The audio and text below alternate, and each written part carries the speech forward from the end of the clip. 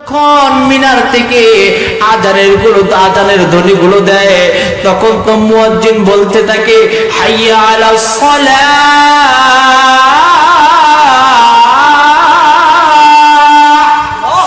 হাইয়া আলাল ফালাহ।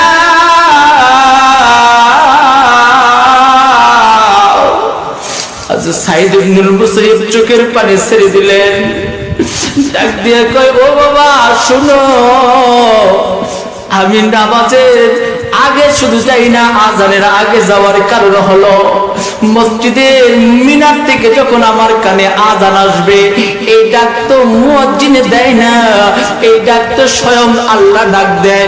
আল্লাহ ডেকে আমাকে মসজিদে নিবে। আমি সাইদ ইবনুল মুসাইয়্যিব আল্লাহর কাছে এত বিয়াদব মার্কা মুসল্লি হতে পারবো না। আমি আল্লাহর কাছে এত বেয়াদব হতে পারবো না। আল্লাহ আমাকে ডেকে মসজিদে নিয়ে যাবে, আমি ওই আল্লাহর কাছে কিভাবে প্রিয় হব, ওই আল্লাহর কাছে আমি কিভাবে শ্রেষ্ঠ হব? আল্লাহ ডাকার আগে যদি আমি যাই, তাহলেই তো আমি আল্লাহর কাছে মাহবুব এবং প্রিয় হব। কথা বলেন ঠিক কিনা? খাদেম বুঝে ফেলছে, হুজুর আপনি এইভাবে কতদিন পর্যন্ত নামাজ পড়ছেন?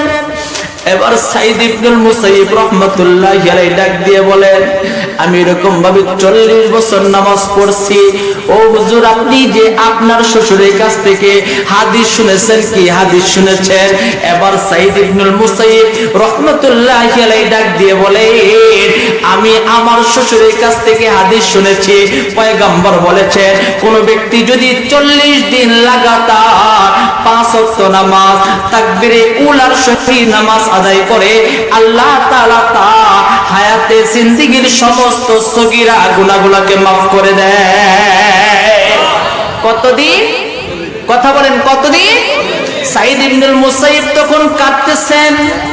খাদেম ডাক দিয়ে বলেন, হুজুর আপনি কেন কাঁদেন? সাইদ ইবনুল মুসাইয়্যিব ডাক দিয়ে কয়, খাদেম আমি কাঁদতেছি কারণ হলো আমি যে হযরতে আবু হুরায়রার কাছ থেকে কথাটা শুনেছি, আমার কাছে খটকা লাগছে। আমি কি 40 দিন চললাম না 40 বছর চললাম? আমার কাছে খটকা লাগলো। এরকম ভাবে আমি 40 দিন শুনলাম না 40 বছর শুনলাম। এই জন্য আমি 40 দিন নয়, আমি 40 বছর লাগাতার তাকবীর উলার সহিত নামাজ আদায় করেছি। কন্যা সুবহানাল্লাহ। তাহলে নামাজি হওয়ার দরকার আছে। ওই রকম কথা বলেন ঠিক কিনা? আজকে আমরাও নামাজ পড়ি, সাহাবায়ে কেরামও নামাজ পড়েছে। আমরা এরকম ভাবে প্রকৃত ঈমানদার নিজেকে দাবি করি, তাহলে 5 ওয়াক্ত নামাজ জামাতের সহিত আদায় করার দরকার আছে কিনা?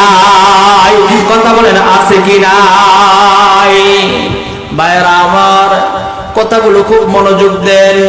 এই দুনিয়াতে আসতে থাকবো না, এই দুনিয়ার মধ্যে থাকতে যাবে। আমার পূর্বে যে হুজুর কয়েকটা কথা বলছেন, তার ভিতরে আমি খেতে খেতে কথাগুলো শুনতেছিলাম। এই এলাকার সুনামধন্য তিনি একজন ব্যক্তিত্ব, তিনার জবান থেকে যেই কথাগুলো এক সময় আমরা অনেক সময় তিনার ওয়াজ বসে বসে শুনতাম।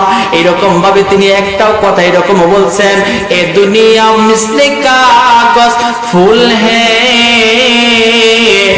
ये दुनिया मिस्ले कागज फूल है, ये दुनिया मिस्ले कागज फूल है, देखने में खुशनमा है वो मगर कुछ भी नहीं, देखने में खुशनमा है वो मगर कुछ भी नहीं। বাদশা সুলাইমানের নাম কে শুনে নাই?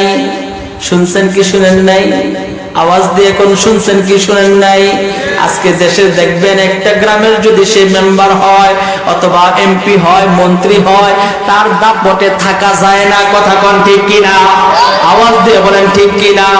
আমরা তো দেখতেছি, বর্তমান চক্ষে দেখতেছি, নিজে ক্ষমতা আসার জন্য, ক্ষমতার পাওয়ার জন্য হিন্দুদের জায়গায় গিয়েও তারা এরকম ভাবে মন্ত্র বলেছে, তাদেরকে নারায়ে তাকবীরের ধ্বনি দিয়ে উৎসাহিত করেছে। এরকমও মুসলমান আমরা দেখেছি কি দেখি না? ভাইরা আমার, গোটা পৃথিবীর বাদশা ছিলেন হযরতে সুলাইমান আলাইহিস সালাম।